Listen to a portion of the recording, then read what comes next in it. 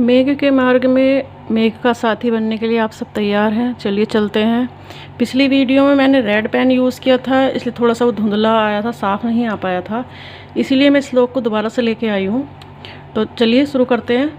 कश्चित् कांत विरह गुरुणा स्वाधिकारात् प्रमत्तः सापेनस्तंगमित्तमहिमा वर्ष भोग्येण भरतु यश्चक्रे जनकतनया स्नानात् पुण्योदकेषु स्कंदच्छाया तरुषु वसति रामगिरि आश्रमेषु। मैं पिछली बार आपको इसकी थोड़ी स्टोरी सुना चुकी थी कि यक्ष को अपने कर्तव्य भ्रष्ट होने के बाद अपनी पत्नी पर उसने ध्यान दिया था। अपने स्वामी कुबेर के स्वर्ण कमलों की वह रक्षा नहीं कर पाया था, तो इसलिए उसको 1 साल का श्राप मिला था, जिसके कारण उसको रामगिरी आश्रम पर अपनी सारी महिमा, अपनी सारी शक्ति, सब कुछ खोकर 1 साल के लिए रहना पड़ा था। तो अब तक यक्ष के 8 महीने बीत चुके थे। ये एक क्वेश्चन बनता है कि यक्ष के कितने महीने बीत चुके थे? तो 8 महीने बीत चुके थे और ओनली 4 महीने बाकी बचे थे। ठीक, तो अब यक्ष आषाढ़ का पहला दिन लगा तो आसमान में बादल घिर कर आए। तो यक्ष ने एक काल्पनिक, अपने मेघ को एक काल्पनिक दूत बनाने की सोची कि मैं इसको दूत बना के अपनी प्रिया के पास भेजता हूँ, ये मेरा संदेश मेरी यक्षिणी तक पहुँचा देगा। ये एक काल्पनिक था थोड़ा सा, कि वह एक सोच रहा मेघ है और ये मेरे संदेश जो मैं इसको बोलूँगा और ये मेरे पत्नी तक पहुँचा देगा। तो चलिए इसी को शुरू करते हैं। कश्चित् मतलब कोई, कोई कौन है? वो कोई है एक यक्ष। कश्चित् कौन? यक्ष अपनी कांता यानी कि प्रिया, अपनी पत्नी, अपनी यक्षिणी के विरह यानी कि वियोग में गुरुणा। गुरुणा का मतलब यहाँ होता है अधिक, बहुत अधिक वियोग में पर वह दुखी हो रहा था। तो इसको असहाय बोल सकते हैं, अधिक बोल सकते हैं। स्वामी अपना और अधिकार, अपने अधिकार से वह प्रमत्तः यह विमुख हो गया, या उसने अपने अधिकार का सही से उपयोग नहीं किया। वह पत्नी की तरफ ज़्यादा ध्यान देने लगा, अपने स्वामी की तरफ कम ध्यान दिया। तो कश्चित् कांता विरह गुरुणा स्वाधिकारात् प्रमत्तः, कोई यक्ष प्रिया से अधिक प्रिया के वियोग में अपने अधिकार से विमुख हो गया, अधिक ज़्यादा वियोग होने के कारण। तो उसकी महिमा नष्ट हो गई। तो सापेन नस्तंगमित महिमा, यानी कि सापेन का है, यहाँ लिखो साप से नष्ट। चलिए शुरू करते हैं।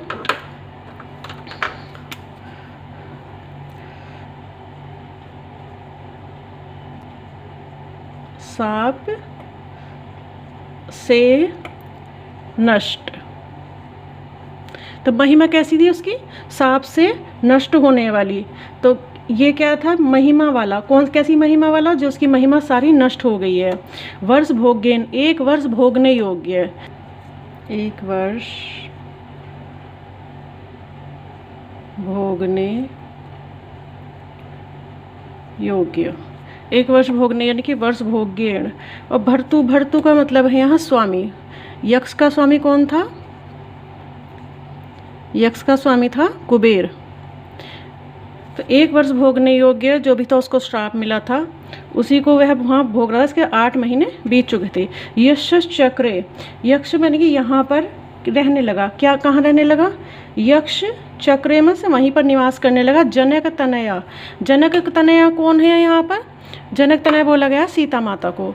तो जो सीता माता, ये थोड़ा सा हट गया है, जनक तनया, तो सीता माता जहाँ नहाती थी, स्नान करती थी, उनके स्नान से पुण्य हुआ।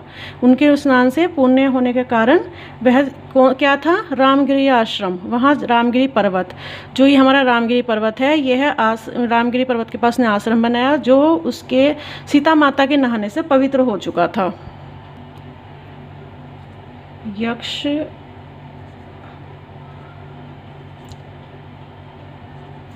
यक्ष ने किया, क्या किया?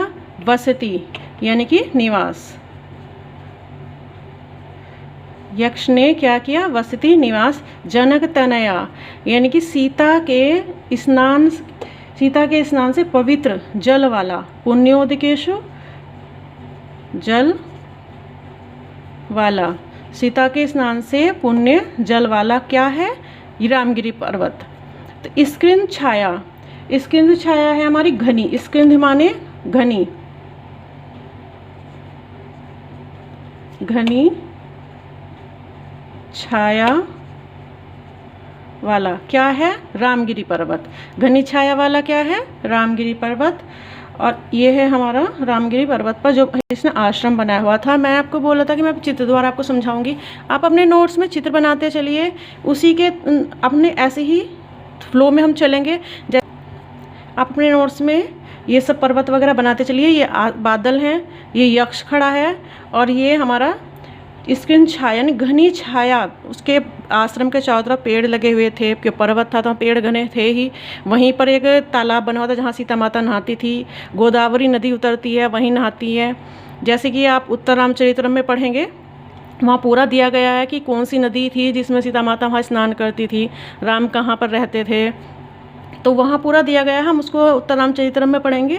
फिलहाल तो हमारा ये आश्रम है, ये रामगिरी पर्वत है, और ये हमारा यक्ष है। तो आप इस तरह से बनाते चलिए। हर पेपर में सबसे नीचे आप थोड़ा सा स्पेस ऐसा दीजिए। उस स्पेस को जब मैं स्टेप बाय स्टेप हर एक श्लोक के बाद आपको ऐसा चित्र दूंगी, उसी के बाद आपको कड़ी से कड़ी जोड़ते चलना है हर पेपर के बाद।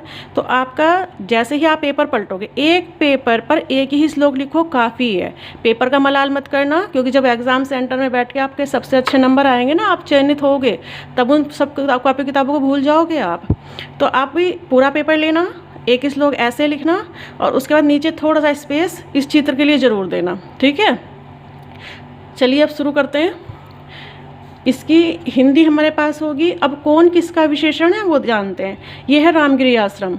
इस रामगिरी आश्रम कैसा है?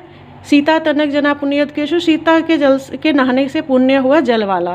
तो ये है हमारा विशेषण, ये है हमारा विशेष्य। चलिए पेन चेंज करते हैं ताकि थोड़ा सा आइडिया आप लोगों को हो जाए। तो ये है हमारा विशेष्य। विशेष्य क्या है? हमारा रामगिरी पर्वत। और ये क्या है? हमारा विशेषण। मैं यहाँ सीधा हाथ रखने से ये सारा हल्का पड़ रहा है लिखने में, इसलिए हल्का तिरछा लिख रही हूँ। आप अपने में सीधा लिखते चलना, ठीक है। तो ये हमारा विशेषण है, ये विशेषण है, ये विशेष्य है। और इसका एक विशेषण है ये स्क्रीन छाया तरुसु। वो रामगिरी आश्रम कैसा था? जहाँ पर बहुत घनी छाया थी, पेड़ों की घनी छाया वाला क्या था? रामगिरी आश्रम। सीता के नहाने से पवित्र जल वाला क्या था? रामगिरी आश्रम।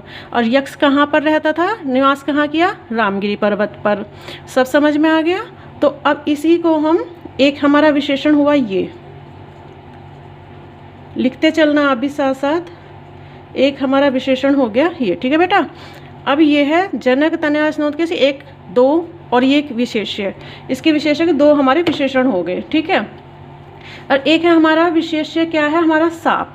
सांप हमारा विशेष्य हुआ। और वह सांप कैसा था? उसका विशेषण कौन होगा? अस्तंगमित महिमा वाला। तो ये हमारा सांप। इतने आप सांप को ऐसे कर दीजिए और इसको कर लेना इस तरह से, ठीक। तो ये है हमारा विशेष्य, ये विशेष्य है, और ये है हमारा विशेषण, ठीक है। लिखते चलो, विशेष्य और ये विशेषण। इस तरह से आप बना लोगे, इस तरह से करके, तो आपको आइडिया लग जाएगा। क्योंकि सांप कैसा है? महिमा को अस्त करने वाला। तो ये हमारा विशेष्य हुआ सांप, और ये हमारा विशेषण हो गया। अब थोड़ी सी व्याकरणात्मक टिप्पणी पे थोड़ी सी नज़र डाल लेते हैं। तो हमारा है कांता विरह। कांता विरह यानी कि प्रिया का वियोग। तो यहाँ हमारा होगा षष्ठी तत्पुरुष। तो आप फिर ऐसे ही बनाइए, यहाँ से ऐसे ऐसे ये इतना ले लेना। तो कांता का विरह यानी कि षष्ठी तत्पुरुष। यहाँ पर आप ऐसे लिख दीजिए षष्ठी तत्पुरुष समास। नेक्स्ट है हमारा स्व अधिकार। स्व और अ अधिकार। तो वै का ए और ए, तो ये हमारी होगी दीर्घ संधि। तो इसको आप यहाँ लिख दीजिए। स्व अधिकार में क्या है? हमारी दीर्घ संधि, दीर्घ संधि, ठीक। ये नेक अलग पेन से लिखिए ताकि आपको क्लियर हो जाए। ये है दीर्घ संधि, और ये होगा हमारा षष्ठी तत्पुरुष। अब है हमारा भोग्यण। तो भोग्यण कैसे बना है? इसको अलग कीजिए और भोग्यण का डालिए भुज प्लस, भुज धातु है इसमें, भुज प्लस णयत, भुज प्लस णयत। ये 1 मिनट, भुज प्लस णयत प्रत्यय। तो ये बन गया हमारा भोग्य, वर्ष भोग्य। अब हमारा यश चक्र। चक्र में है क्रय धन लिट। चक्र को अलग कर लीजिए। ये बना है हमारा क्री धन लिट। और ये है हमारा प्रथमा का एक वचन, प्रथमा का एक वचन। ठीक, अभी ये हमारा आत्मनेपद में है, प्रथमा का एक वचन, लेकिन आत्मनेपद में यहाँ छोटा सा आत्मने या परस्मैपदी जो भी आएगा आप डाल लेना उसको। तो ये आत्मनेपदी में है। ठीक, प्रथमा का एक वचन। नेक्स्ट है हमारा जनक तनया। अब जनक तनया में कौन सा समास है, ये ऐसे अलग कीजिए इसको, जनक तनया। तो ये हमारा षष्ठी तत्पुरुष। ठीक है, षष्ठी तत्पुरुष जनक तनया में। और फिर है हमारा रामगिरी आश्रमेशु, ये सप्तमी का बहुवचन है क्योंकि यहाँ शु लगा है, जैसे रामेशु। इसी तरह से शु जब आता है हमारा सप्तमी के बहुवचन में ही आता है, तो रामगिरी आश्रम में सप्तमी का बहुवचन ये डाल लीजिए, सप्तमी और प्लस बहुवचन। ठीक, और अब इसमें पूछा जाएगा समास कौन सा है, तो इसमें षष्ठी तत्पुरुष समास है, ये आप ऐसे लिख लीजिए, षष्ठी तत्पुरुष समास। ठीक, अब हमारा स्किन छाया तरुसु, ये बहुब्रीहि समास है। यहाँ शु आया, सप्तमी का बहुवचन है, ये स्किन छाया, ये इतना तरुसु, इसमें भी हमारा बहुब्रीहि समास। ठीक, आप ये मिट ना जाए, आप यहाँ लिख लीजिए बहुब्रीहि समास। अब हमारा जनक तनया स्नात पुण्योदकेषु, यहाँ भी देखो सप्तमी का बहुवचन है, यहाँ भी सप्तमी का बहुवचन है, सु आया है, यहाँ भी सप्तमी का बहुवचन है। क्यों? क्योंकि ये विशेष है और ये दोनों इसके विशेषण है। तो आप इसमें भी अगर इतने को पूछा तो षष्ठी तत्पुरुष समास। ठीक है, अगर इसको पूरे को पूछा तो बहुब्रीहि समास।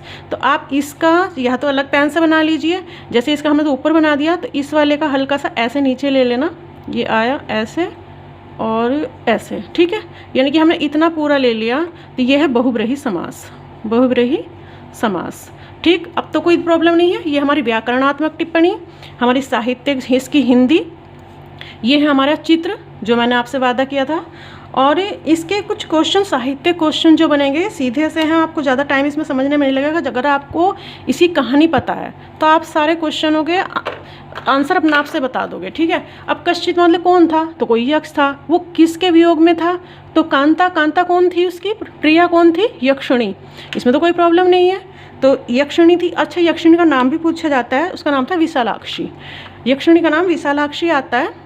और उसको कैसा विरह था, बहुत ज़्यादा। वह किस अपने कहाँ से विमुख हुआ, अपने अधिकार से। ठीक, तो अगर आपको हिंदी पता है, सब कुछ पता है, तो आप उसको आसानी के साथ उसकी एक एक हिंदी निकाल के एक क्वेश्चन का आंसर, साहित्यिक जो क्वेश्चन बनते हैं वो दे सकते हो। ठीक है, उसकी महिमा नष्ट हुई, किसकी महिमा नष्ट हुई, यक्ष की। उस यक्ष को कितने वर्ष का श्राप मिला था, तो 1 वर्ष का। कितने वर्ष, उसको कितने महीने बीत चुके हैं, तो 8 महीने बीत चुके हैं। और कितने बचे हैं, तो 4 महीने बचे हैं। ठीक, अब यक्ष ने कहाँ किया, क्या किया, निवास, निवास कहाँ पर किया, रामगिरी आश्रम में। ठीक है, अब ये रामगिरी आश्रम में इसका निवास होता है, तो यक्ष चक्र जनक तनया। अब वो रामगिरी आश्रम कैसा है, सीता के स्नान से पवित्र जल वाला, क्या है, रामगिरी आश्रम। और घनी छाया वाले वृक्ष जहाँ पर है, कहाँ पर है, रामगिरी आश्रम में। तो ये इसका विशेष्य और ये इसके दोनों विशेषण। कोई प्रॉब्लम है। और इसके चित्र पर आते हैं, क्योंकि ज़्यादातर हमारे ना माइंड में चित्र रह जाते हैं, हम ये सब अगर भूल भी गए, क्वेश्चन इतना डीपली नहीं भी आया, जैसे कि इस बार का क्वेश्चन थे, इस बार तो क्वेश्चन इतना डीपली नहीं आए थे, पता नहीं कैसा पेपर बना था, तो फिर भी हम ऊपर ऊपर अगर इसको करेंगे तैयारी, तो डीपी करके चलेंगे, ऊपर पर तैयारी नहीं होती है। ये मार्कर थोड़ा ढीला हो रहा है। ठीक है, अभी देखते हैं इसको। तो आप अपने माइंड में चित्र बनाकर चलिए। ठीक है, अब इसी तरह से अगर हम चित्र बनाकर चलेंगे तो हम भाई पूरा मेघदूत बहुत आसानी से याद कर लेंगे। अभी तो देखो वैकेंसी भी नहीं आई है, अब जब वैकेंसी आएगी उसके बाद कितना टाइम हमें आयोग की तरफ से मिलेगा एग्ज़ाम में, तो हम धीरे धीरे बढ़ते चलेंगे इसी तरह से। ठीक है, तो मिलते हैं नेक्स्ट वीडियो में नेक्स्ट श्लोक के साथ।